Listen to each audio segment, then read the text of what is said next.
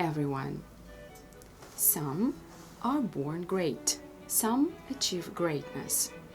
William Shakespeare wrote once. I am Tatiana Olaru, and today we will discuss about people who achieved greatness throughout their life. Here's what else we will do at this lesson. We will read a rhyme about Spain. We will learn conversational formulas when asking about something and answering. We will discuss how a national personality gets worldwide recognition. We will learn new traits that characterize a personality, and we will read about a well-known personality. Okay, so now let us begin with the rhyme. But before reading the rhyme, let us see two words that might be unknown for you. Having the sail set means a avea pânzele ridicate, and to conquer, that is synonym with to win. For example, like to win a war. Okay, now let's read the rhyme. Madrid is the capital city of Spain. I know what I'll do if it only won't rain. I'll set my new boat in full sail on the lake, commanded by Hawkins and Raleigh and Drake, to conquer the Spanish Armada again. Madrid is the capital city of Spain. Okay, so now you'll have to try to read it as quickly as you can. I am sure you will do a good job. Okay, so you're speaking about conversational formulas, but this is what we will need every day and every time. Today, I propose you to learn about formulas when you ask about something. So asking for information can be as simple as asking for the time, or as complicated as asking for details about a complex process. So the first conversational formula for today is, do you know about, or do you know if? Do you happen to know? I'd like to know about. I'd like to know if. I'd like to know what. And you continue. And the last formula when asking is, I wonder if you can. Okay. So, if you would like to provide information when asked for it, so start your reply with one of the following phrases. In fact, I know about, or I do know about.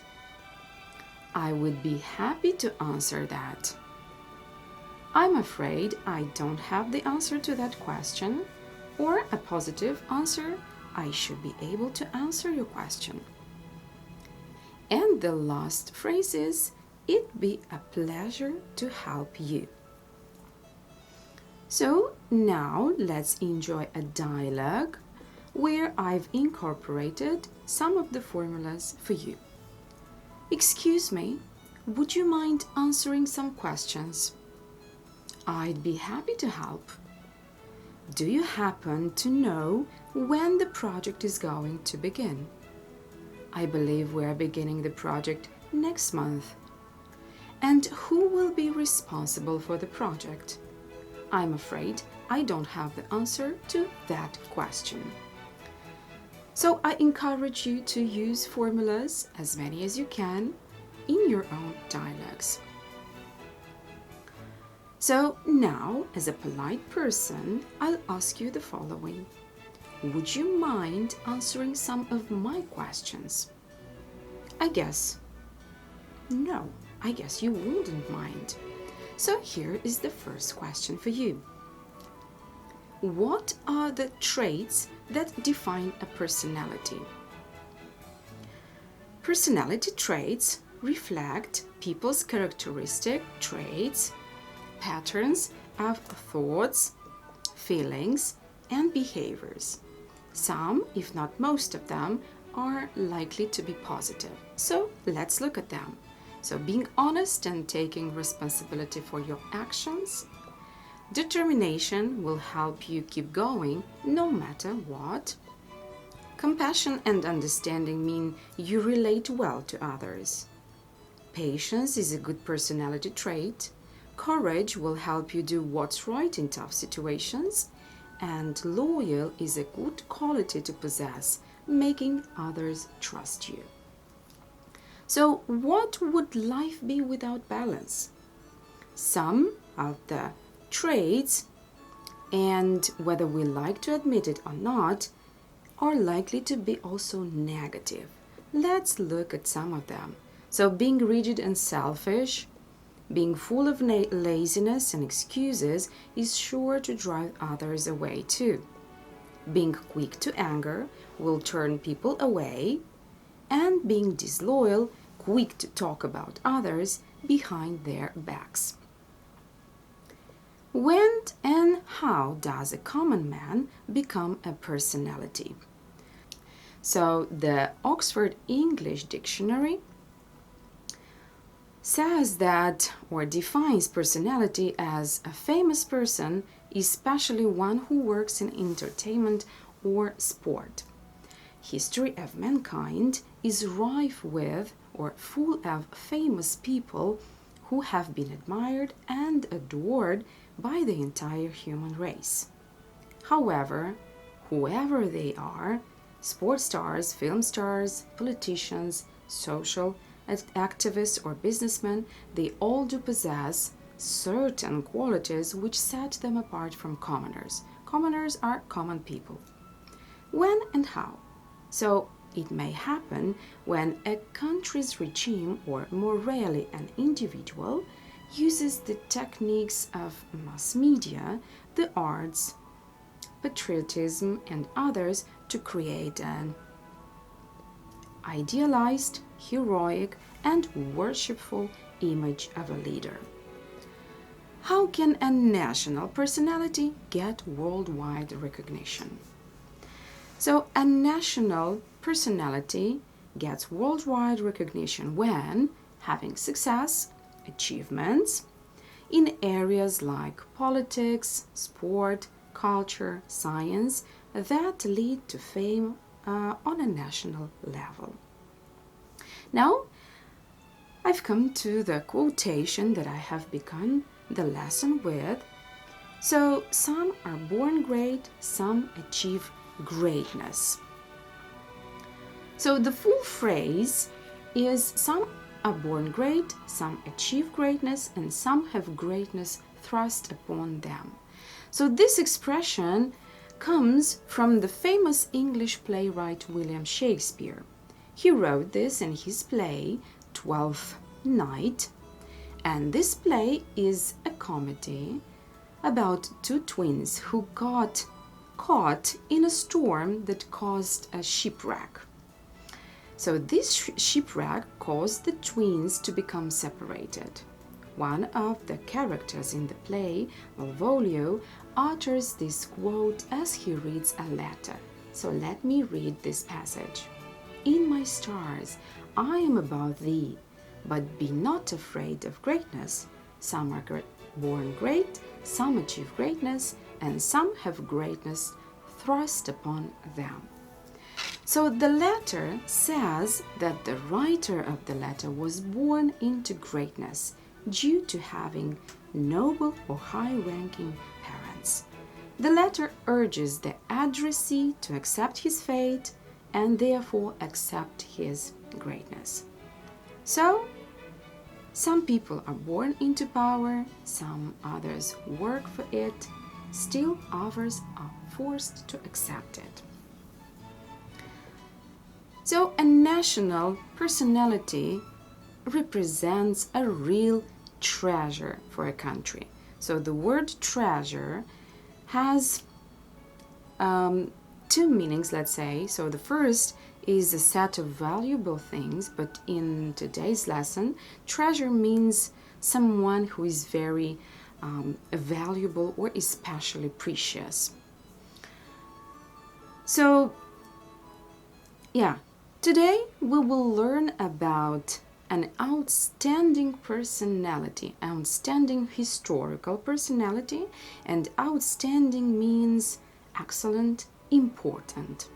So this personality recruited or found the most skilled, experienced soldiers for his army who helped him defeat, so to win whole armies.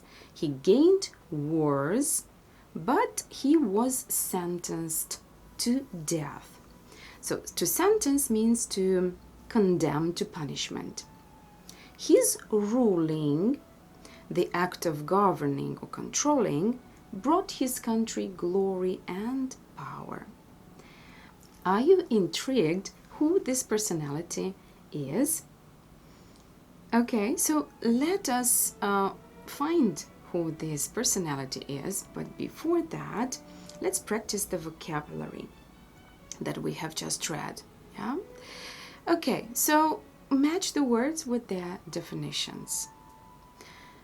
The first one is to sentence. If you remember, I said that to sentence means to condemn to punishment. So let us check. To sentence, to pronounce punishment upon someone. So before reading the text, let us practice the vocabulary. So we have to match the words with their definitions.